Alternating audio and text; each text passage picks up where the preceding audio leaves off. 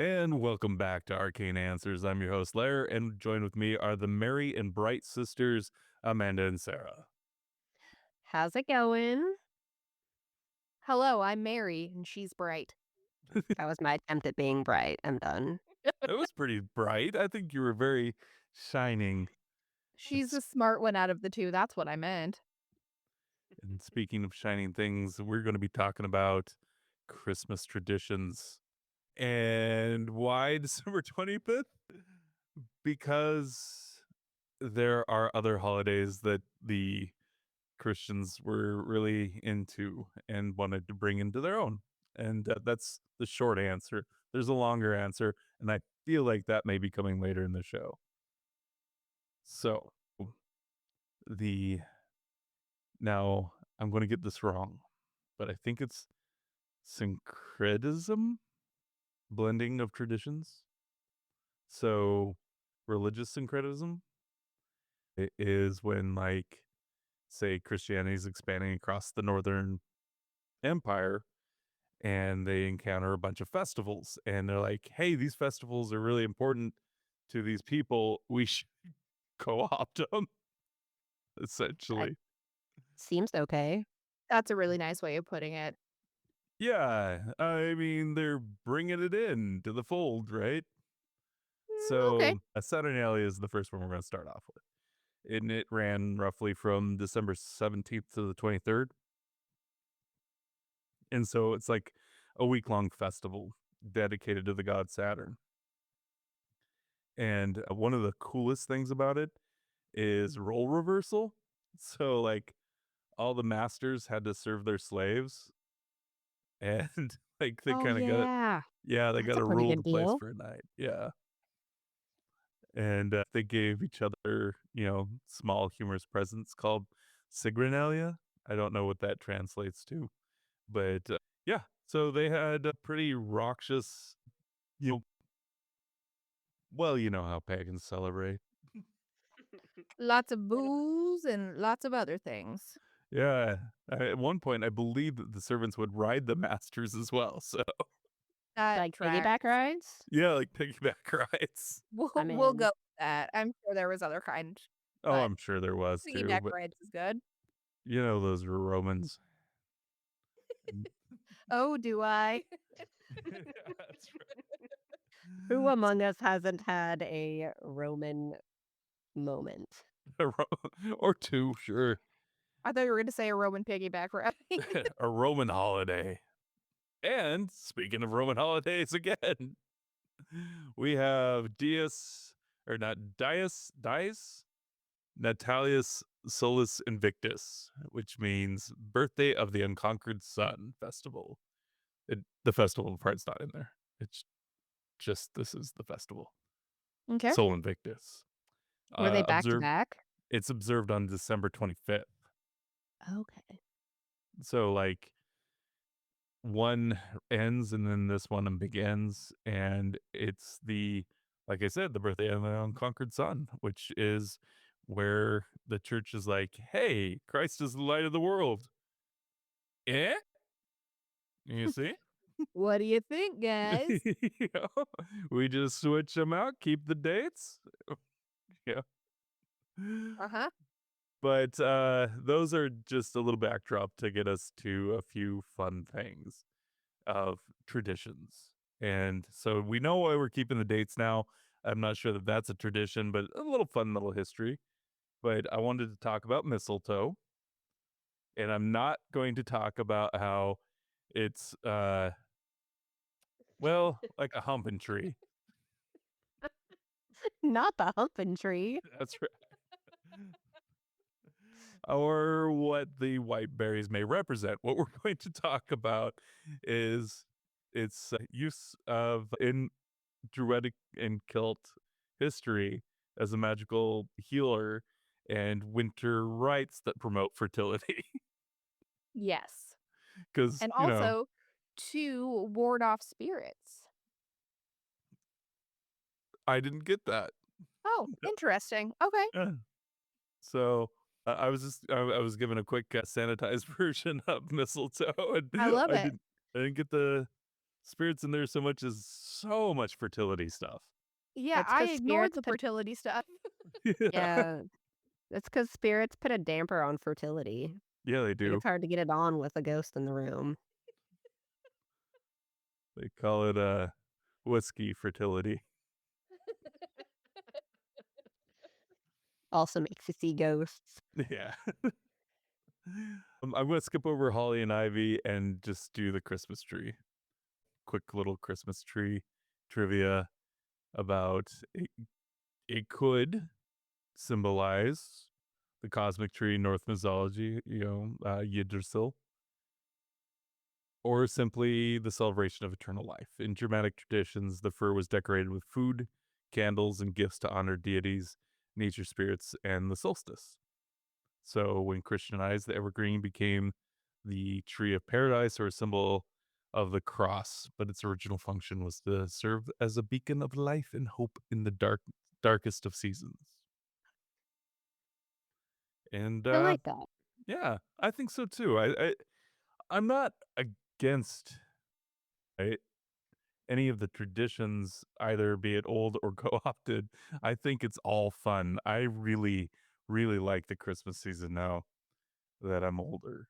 And I'm like, it does feel a little magical in there. It's really fun to give gifts, and it's fun to do the weird traditions.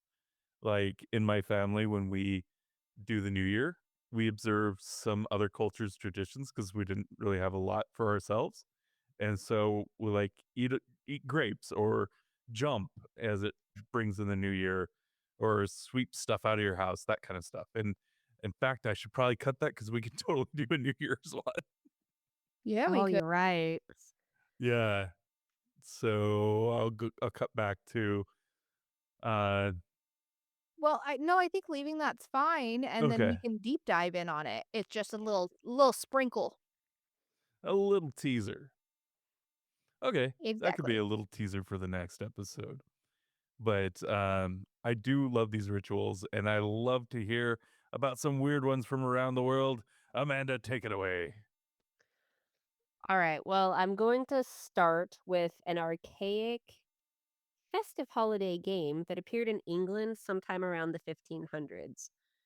This game, oddly enough, while it was like a Yuletide game in England, kind of became a Halloween game in Canada and the US, I guess. But it rapidly fell out of fashion, and the game is called Snapdragon. So, Snapdragon involves heating a bowl of brandy or other flammable liquid in a wide, shallow bowl. That's what kids love. The players would then throw raisins or other treats in the brandy How and did this proceed. game ever fall out of favor? Yeah, I'm gonna have to say I have never considered a raisin a treat. Oh, Well, that I've never thrown it into a flaming bowl before.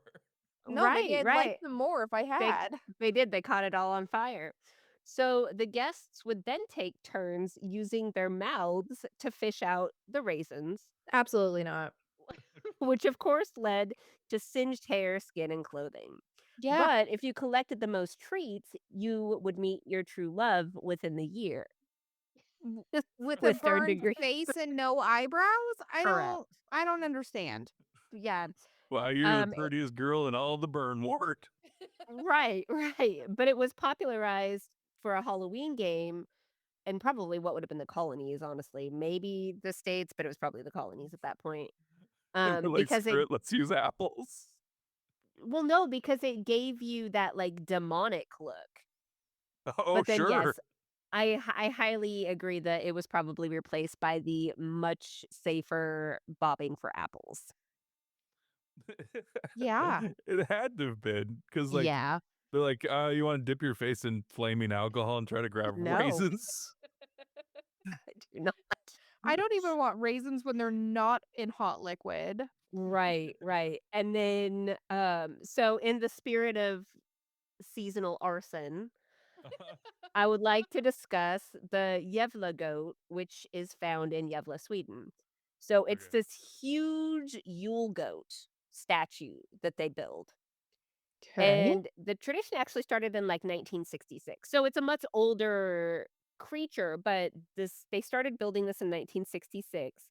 And for some reason, the people of Sweden keep setting it on fire. So the town takes all of these security measures. The crime of setting the Yevla goat comes with a 3-month prison sentence. Oh, And well, Listen, see, they're still, just daring you to do it then. they right. they That's- just wanted the goat to participate in the flaming alcohol and Yeah. raisins. Well, and regardless of all of the measures they've taken to stop the arson of the Yevla goat, 42 out of the last 59 goats have been successfully set aflame by Swedish arsonists. Way to go, people. I'm Yeah. so proud right now. Oh, it's worth it. Only three Yeah. months in prison and then you get out. And Swedish person's probably delightful. It's probably like, I'm unemployed for a minute. I might as well go to prison. I- Absolutely. Have you seen our prisons? They're amazing. They're very nice. And so sticking with Scandinavia. So Mhm. you know about the wassailing or the caroling or other like door to door festive Christmas Heck yeah, I make a mean activities. wassail every year. Heck yeah. Well, medieval Scandinavia gave us the fine practice of jewel buking, which What is involves that? yes, it involves dressing up in costumes and going door to door to sing for treats and booze.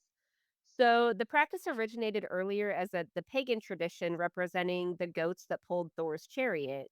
Oh, okay. Um, yeah, but the character itself kind of morphed into the gift bringer to children on Christmas. But nevertheless, what you ended up with was a bunch of shit-faced Scandinavians going door to door singing in goat costumes. I Oh love my that. god, that sounds adorable. Yeah, Mhm. it's pretty great. It's unfortunate that it's not really a thing anymore, but Yeah. I loved it. Caroling and wassailing's not a thing anymore either. Yeah, No. no, you rarely see carolers. I Well, know they probably stopped the goat one because people were lighting them on fire. Oh, That's no, only I'm mistaken this for the goat statue. yeah, only in Sweden. And then my final quirky Christmas tradition is the Cagane of Catalonia. So it is the tradition of putting this character, this peasant figure, taking a dump into your nativity scenes. And apparently, it is supposed to bring you good luck, fortune, fertility, and prosperity for the oncoming year. So, the practice of putting the little dump taker in your holy scenes came out of the Baroque period, where people were fascinated with showing, like, even the what's considered kind of like the dirty parts of life Yeah. in art. And it just happened to stick for their Christmas tradition. The pooping It's guy. so So, gross and weird. Yeah. I the mean, I mean that with cultural sensitivity. I'm sorry. Yeah, no, if you're I mean, you're like, "Why is that guy pooping?" And it is interesting to me how other cultures deal with poop because we kinda have that, like, Puritan, background, right? In the Yeah. United absolutely. States, generally, like, "People don't poop, what are you talking about?" Like, if you watch, a lot of, like, Korean shows, they find poop humor hilarious. The Catalonians find poopers everywhere, hilarious. Like, poop is pretty funny in a lot of cultures, but we're just kinda weird about it, so that's probably why we see it that way. It might be. But that does bring me back to something that we talked about before, and that was Sarah's bathroom story or dream. Oh my gosh. I referenced this the other day. Well, it it actually spawned something in one of our listeners, Oh, and goodness. they want to either email or leave a voicemail. They were trying our old number, which I should say does not work anymore. Nobody called it, so I got rid of it. That's fair. Yeah, I should have probably put that at the front of the show someday. But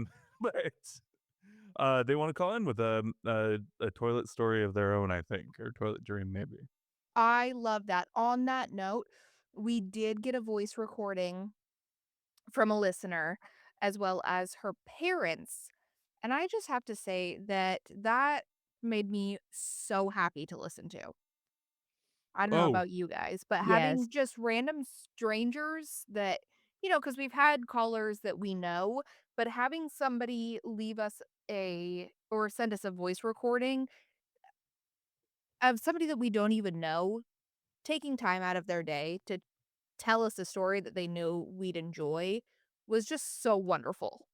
I don't I would remember this. love I would love to do a compilation of listener, submitted stories w That'd be for Yeah, one great. of the episodes, yeah. If we can get a few more, I that would be fantastic. But, hopefully you guys can hear that one day when we compile everything. And also letting us know that it's okay to use those Yes, on of the course. podcast. Because I mean, if you yeah, wanna share stuff with us and have us not share it, that's totally cool, but if you don't mind us sharing it, we'd love to share it with the rest of our listeners. Yeah. yeah, and please, keep it classy. That's fair. Also back to the poop thing, we sorry. We live in the Bible Belt, so we have a ton of nativity scenes all over the place, and every fiber of my being wants to put a little pooping guy in all of the nativity scenes that I come Yeah, across. let's go get some Caganos or Caganes, I think is how it's pronounced, it's a soft R, um, and put them all around town. I agree. I think I was drinking during that, so I'm sorry.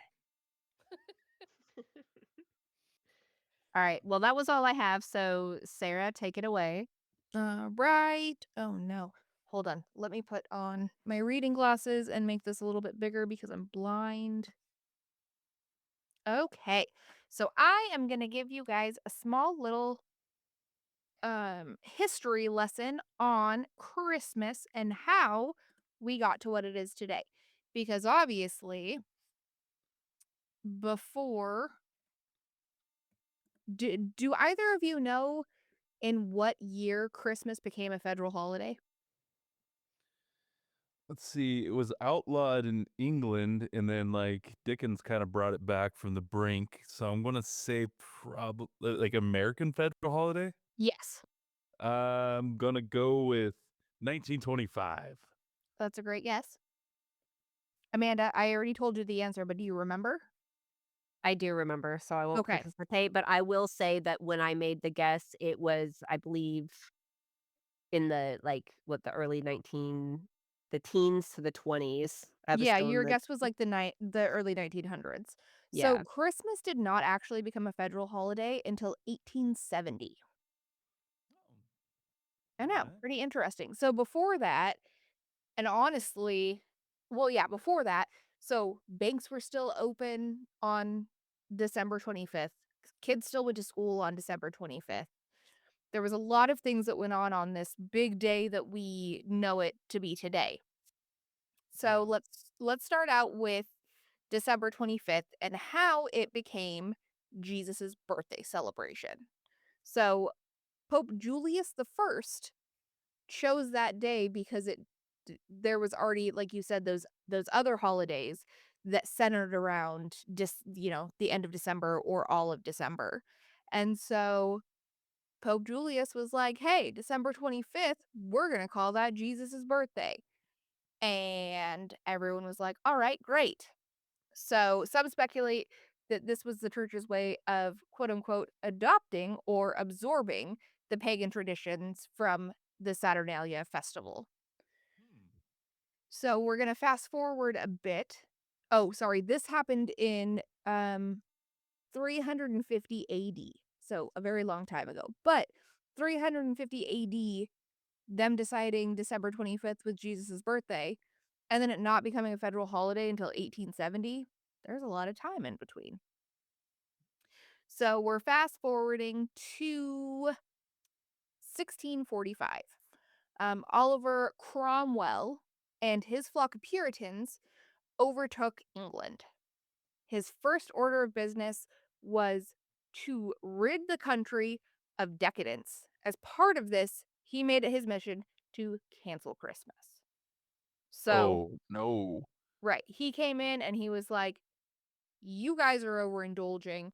We need to be miserable for the Lord." When No was more this? Christmas. N 1645. not the misery for the Lord. I don't know. It's probably when they came up with Snapdragon. Probably. They're like, "We're gonna burn your face." Uh, but after Cromwell's death, Charles II returned to the throne and brought back Christmas. So now that takes us, or I'm going to take you over the pond to early America in 1620.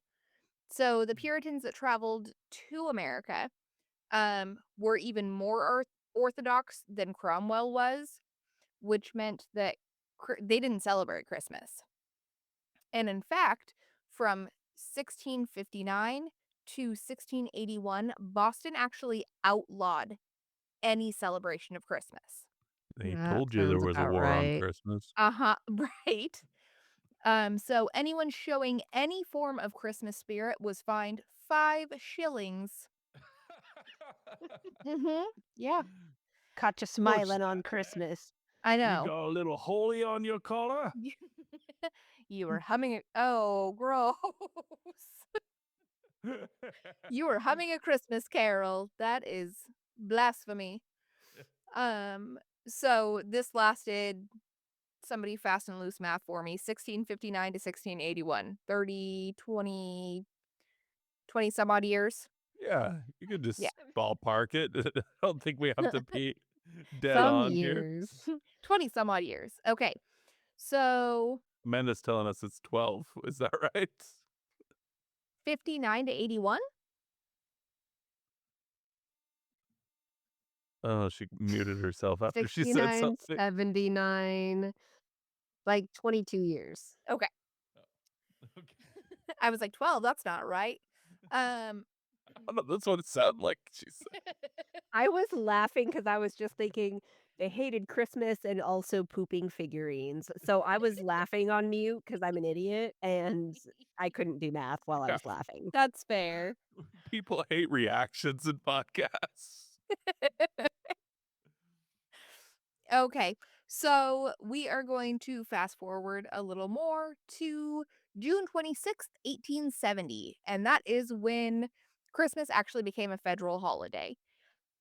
So, if you think about it too, in the early days of, the colonizers coming over and settling the Americas, um, Christmas was going to look differently depending on what region you were from.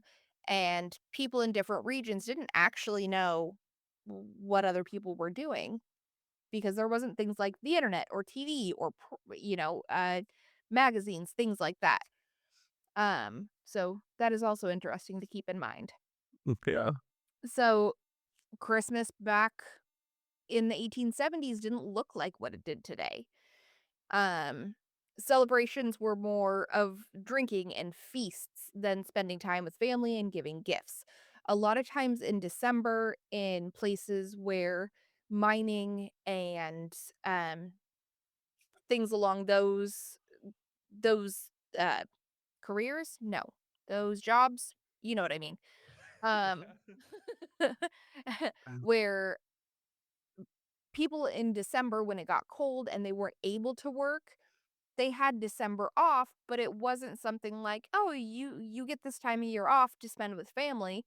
It was more, "Hey, you get this time off because it's too damn cold to work."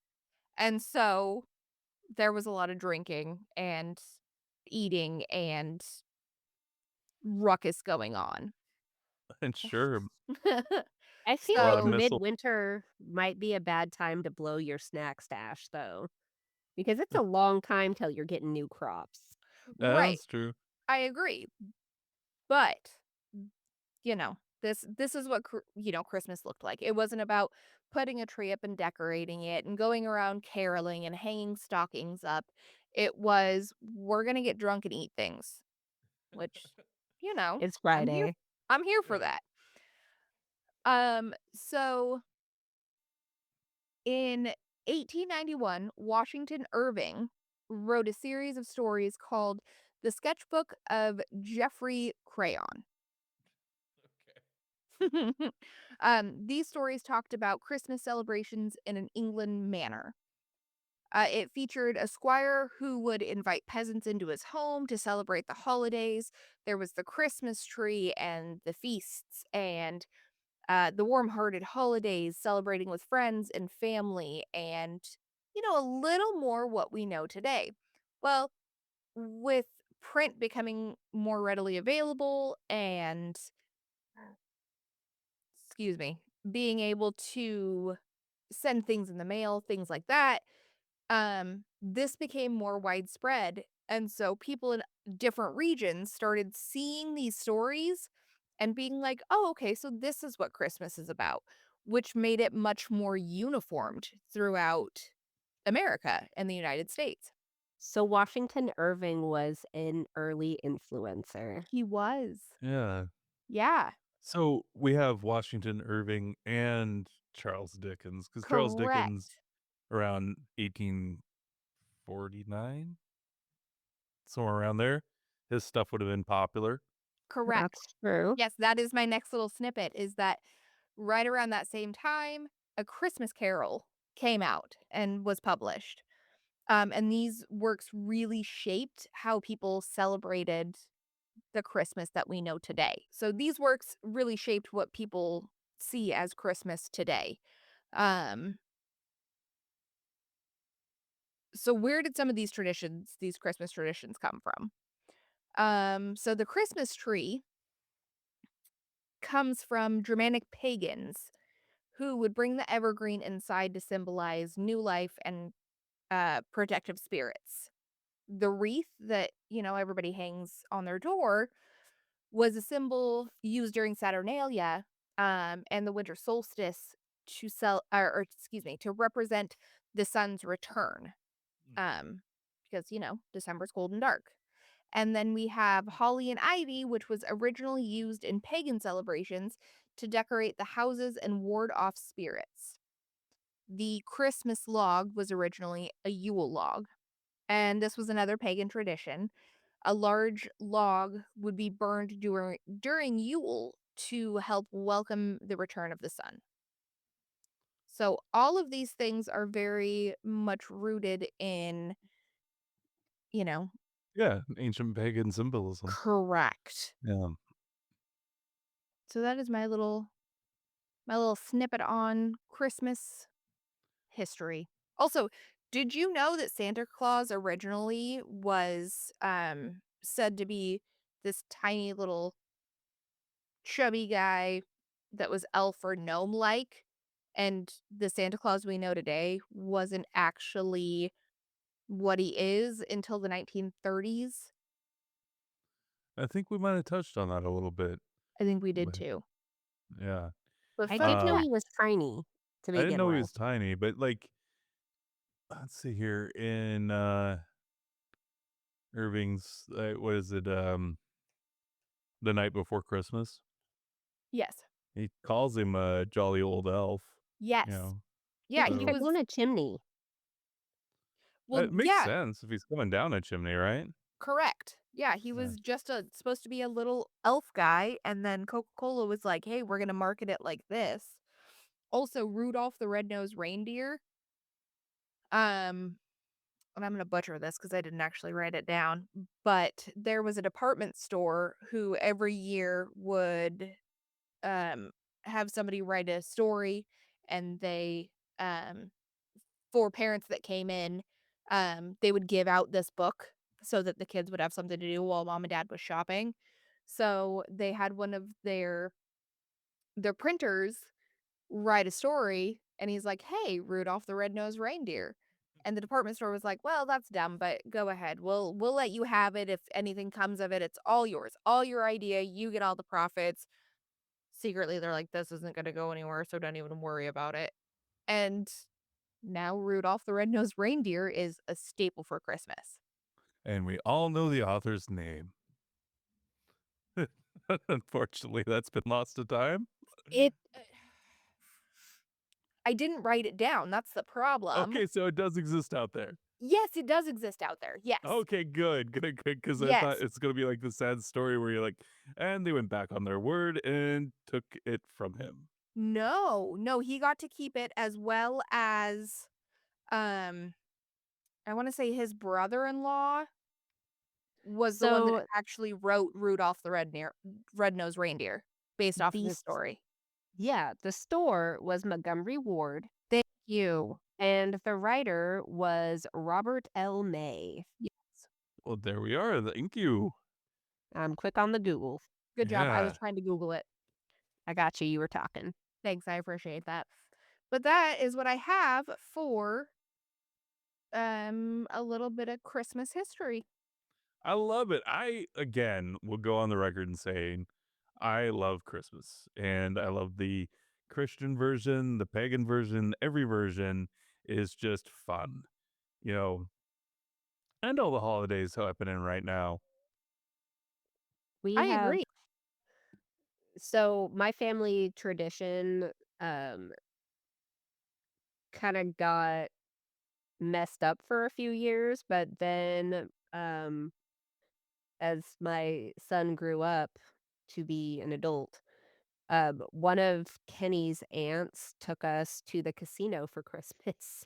And so now we do casino Christmas I as love adults. Casino Christmas. That's like our ridiculous new family tradition. It's been for the last 2 years since he's been an adult. I love it so much for you. So fun. He's actually excited about it. It's ridiculous. We were just talking about it earlier. He's like, "Are we gonna go to the casino this year?" I'm like, "Yeah, it's casino Christmas." And he's like, "Yeah, I was telling my friends about that and they thought it was weird." And I was like, "It is weird. I never would have thought at any point in my life would I be doing casino Christmas, but now we do casino Christmas." Casino Christmas is fun. We do Christmas chicken where we wake up on Christmas Eve and scream Christmas chicken, and the first one who says it gets a present. I love that so much. I I have got to figure out how to crochet you a rotisserie chicken. So then not only do you yell Christmas chicken, but you can throw it at somebody. Oh. The kids would love that. I know they would. Yeah, that's fun. Well, I think that's all we have time for today, and we're probably going to be taking a break for the holidays. So we'll be back in mid-July. Nope, I Nope, hope January. sooner nope. than that. I was like, Let me take wow, that we're taking again. a big vacation. We'll be back in mid-January, and we'll have something fun then. We'll tell you And, about our New Year's traditions, maybe. and if you guys have Absolutely. any stories to share with us, or you would like to hear a listener's episode, let us know. And you can email us arcanepodcast@gmail.com. The first day is for extra awesome. You can also find us on Facebook and Instagram. Perfect, and good night. Happy Oh, and holidays. to Merry all a Christmas. good Oh, night. oh. Yes. Ho, ho, ho. Ho, ho, ho.